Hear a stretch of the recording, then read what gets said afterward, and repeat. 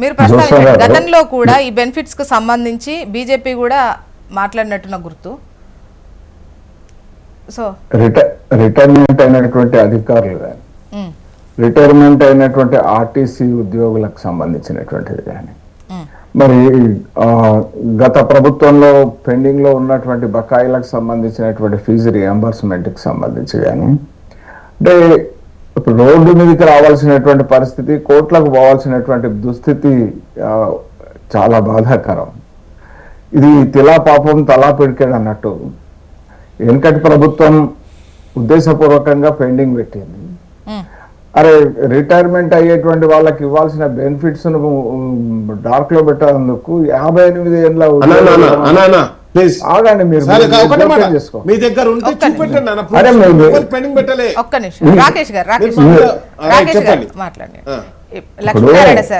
Lakshminarayana sir, ఇంతమంది పదవీ విరమణ చేసిన తర్వాత ఇన్ని బకాయిలు ఈ సంవత్సరంలో ఉండే, నెక్స్ట్ ఇయర్లో ఇంత పేరుకుపోయాయి, వీళ్ళు వచ్చిన తర్వాత ఈ 2.5 ఏళ్లలో ఇన్నేళ్ళు ఓవరాల్గా పదవీ విరమణ చేసిన వాళ్ళు అంటే మ్యాక్సిమం టు మినిమం ఒక లెక్కేసుకుంటాం కదా.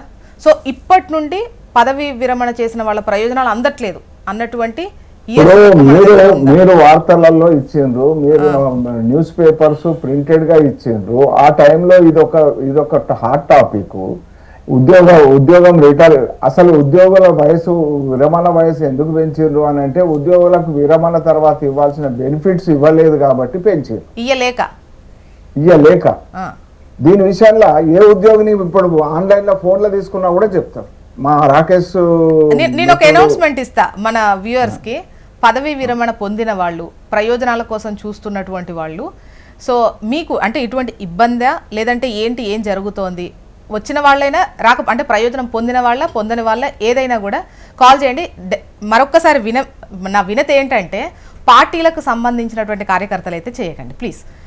పదవీ విరమణ ప్రయోజనాలు పొందాలనుకునేటువంటి వాళ్ళు లేదా ఆల్రెడీ పొందిన వాళ్ళు, లేదు మాకు అందుతున్నాయి ఇది కాదు అనేటువంటి లెక్క కూడా చెప్పేవాళ్ళు ఉంటారుగా. సో ఈ రెండిట్లో ఎవరున్నా కూడా మీరు కాల్ చేసి మాట్లాడొచ్చు. సో స్క్రీన్ పైన నంబర్ స్క్రోల్ అవుతోంది. ఖమ్మం నుంచి కాలర్ ఉన్నారంటండి. ఒకసారి సార్ కాలర్తో మాట్లాడిన తర్వాత మనం మాట్లాడుకుందామా? మాట్లాడు. పేరు? కృష్ణ మేడం. నమస్తే అండి, మీ పేరండి?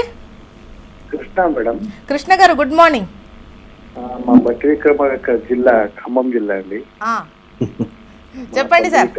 మా బంధు విక్రమార్క వారు ముగ్గురు మంత్రులు గారు పాదయాత్రలో ఏం చెప్పారండి, ఇప్పటిదాకా ఒక లెక్క, ఇప్పటి నుంచి ఒక లెక్క, మా ప్రభుత్వం వెంటనే బకాయిలు మొత్తం చెల్లిస్తాము, వీళ్ళు ఎంత మోసం చేశారో మాకు అర్థమైంది అని చెప్పేసి మంచి ప్రకల్పాలు పలికారు. మన ఉత్తర కుమార ప్రకల్పాలు.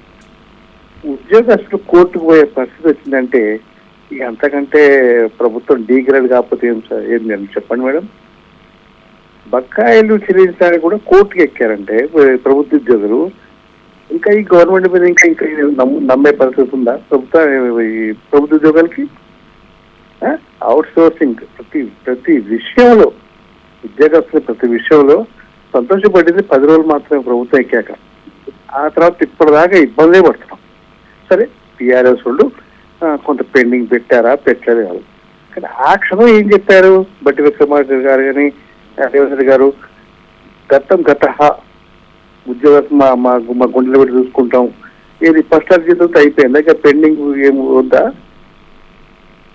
అంటే కృష్ణ గారు, ఈ మధ్యలో నేను ఒక న్యూస్ చూశాను, అంటే ఈ కాంట్రాక్ట్ అవుట్ సోర్సింగ్ వాళ్లకు సంబంధించి కూడా జీతాలు అంటే రెగ్యులర్ ఎంప్లాయీస్ లానే గవర్నమెంట్ ఎంప్లాయీస్ లాగా ఫస్ట్కి వేద్దాము అంటే కొన్ని సెక్షన్స్కి ఉంటాయి, వాళ్ళకి సంబంధించిన ట్యాక్సులు వసూలు చేసినప్పుడు అవి వచ్చిన దాన్ని బట్టి వీళ్ళకి జీతాలు జమ చేసే పని ఉండే. బట్ అట్లా కాకుండా వీళ్ళకి కూడా మొదటికే వేయాలి, ఏజెన్సీల ద్వారా వేయకుండా డైరెక్ట్ అకౌంట్లో వేయాలన్న ఒక డెసిషన్ తీసుకున్నారు. అది ఈ మంత్ నుండా ఇంప్లిమెంటేషన్, దానికి సంబంధించి ఏమైనా ఉందా? మీరు ఎక్కడైతే వర్క్ చేస్తున్నారో ఆ సెక్షన్లో contracting out sourcing kind of works ఉన్నాయా, సర్వీసెస్ ఉన్నాయా? మేడం ఇప్పుడు ఒక మాట చెప్తారు మేడం, ఇప్పుడు నేను నింద చేస్తే నేను బీఆర్ఎస్ ఉన్నా బీజేపీ ఉన్నా కమ్యూనిస్ట్ అంటారు, మీ దాంట్లో ఒక స్పై జర్నలిస్ట్ పెడితే ఇక పానీ దూత్ ఈ రెండే కనబడతాయి మీకు.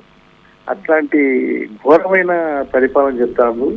ప్రభుత్వ ఉద్యోగాలు మాత్రం ఏ మాత్రం నిర్లక్ష్యం చేస్తే ఏ ప్రభుత్వం అయినా సరే అది మనుగడ సాగించడం చాలా కష్టం. కృష్ణ గారి ఉద్దేశంలో వాళ్లకు అంటే ఉద్యోగులకు సంబంధించినటువంటి బెనిఫిట్స్ అనేవి అందట్లేదు అనేదే ఆయన చెప్పిన మాటలో నాకు అర్థమైంది. ఒకసారి లక్ష్మీనారాయణ గారు మీ పాయింట్ని కన్క్లూడ్ చేయండి. సక్సెసర్ ప్రభుత్వం గత ప్రభుత్వం ఉద్దేశపూర్వకంగా బకాయిలు పెండింగ్ పెడితే ఈ ప్రభుత్వం వచ్చినాక ఆ ప్రభుత్వం బకాయిలు మేము తీర్చామని చెప్తే ఇది ఎంతవరకు సమంజసం అండి?